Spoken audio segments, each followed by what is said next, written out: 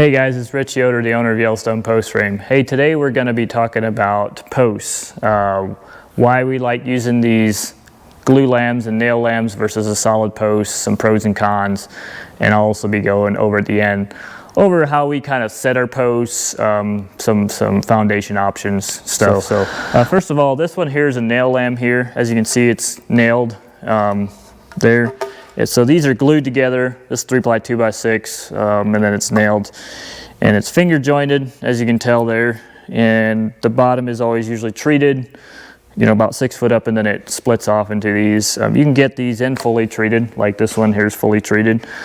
So, but yeah, you can customize them, but this is your typical 3-ply 2x6 nail lamb is what this one is. This one is what they call a glue lamb. It's just glued, there's no nails. Same thing in the end, really.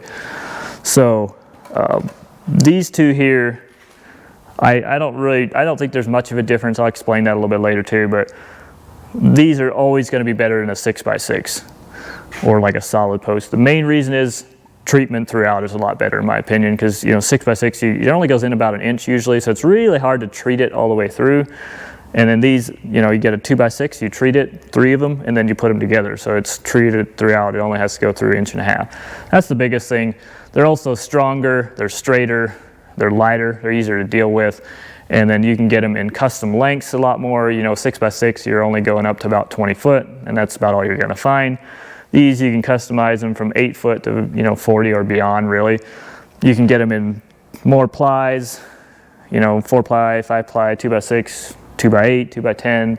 You can just do about anything with them. You can get them in fully treated too if you want an exposed post. So that's one of the biggest reasons I like them. They both have 50-year warranties on them from what I found out online. I know, our supplier gives us something that says 50-year on these, but if you go online, it's really about the treatment they use for the 2x6s is what matters. So the warranties are the same. There's kind of a debate on which one's better. Obviously, I know the glue on these glue lambs is really, really serious. Like, it doesn't come apart. Nail lambs, I know when I've used them, it's a little easier to rip them apart by the glue if you take the nails out or whatever. But other than that, it's not much difference, honestly. I had some pros and cons when I was building with them. I preferred these a little bit easier because of the glue coming apart, because the top 2 foot wasn't nailed on mine, so I had 4 foot on center trusses. I would make my truss come out on the last ply, so I just cut it off, take my hammer and pop it off, and it was a lot more efficient. I'm pretty big on efficiency and moving through stuff. I don't like taking a longer time than I have to. These don't do that. You cannot rip these apart. The glue does not pop apart. I mean, you'll rip the lumber first, so then you just have to rip it down, which takes more time, but really, I mean, it's the same thing. These ones are a little bit. These ones tend to be more plain down. They're 4 inches wide. These ones are, about 4 1/4, 4 1/2. Once again, not really that much different. Some people just have their preferences. I think they're both fine. So, and then the only other thing I had was some foundation options. So we're going to jump into the foundation options. This is our typical way of still doing posts out here. We do a lot of in the ground still. It's pretty dry out here in the west. If you're back east, you probably need to take a little bit more precautions, but we like doing these. I'll show you the bottom here, these post cleats, and it just widens the base for your posts, so you have more of a, it doesn't sink as easy. Never really had an issue with that, but we put a bag of concrete in the bottom, we wet it down, we set the posts on with the post cleats, we use galvanized nails, fasten our treated 2x6s or something to that. And then once the post is set where we want it, we dump another 2 bags around it, we wet those down, then we fill it with dirt. That's our typical way of doing our posts, and that way you got a wider base. The blocks create a wider base, and then also those bags of concrete that go around it, because they stick out from the post, it creates, from uplifting.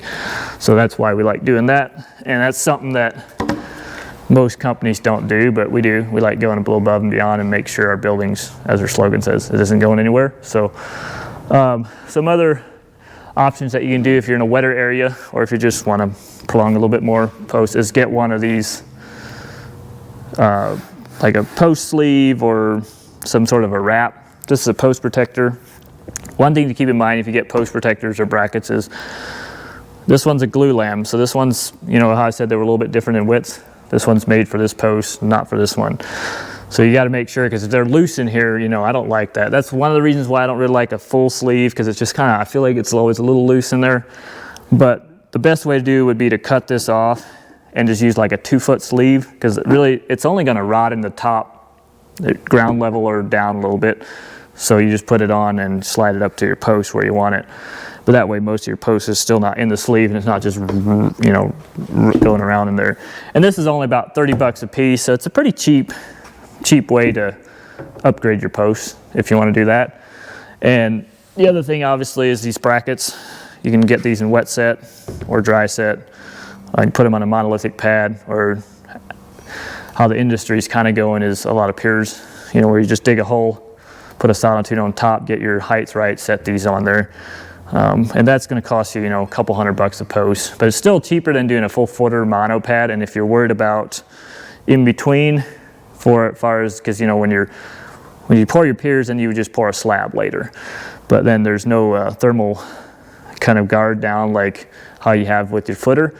But you can just take, how a lot of them do it, then they just take in between the piers and they just take a 4x8 sheet of 2-inch foam and they cut it in half, so you have 2 foot down, and then just kind of cut it out around the piers and put it down, and then you have your thermal break there, which is, and that's still cheaper than going a full footer monolithic pad.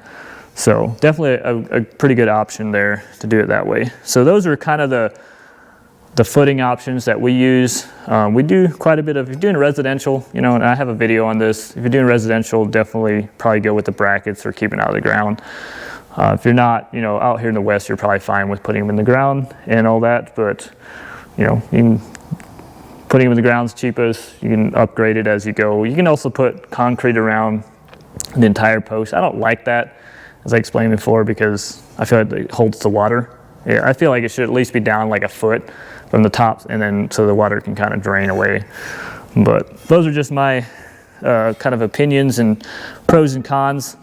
The one thing that I didn't say that I will say about the glue lambs is they are not more expensive either. You'd think they would be because they're so much better. They're not. They're actually cheaper than a 6x6 post. So I don't think there's any reason to use one of those. So I hope that helped, and we'll be doing some more videos on some other products. So check those out, and we'll see you there.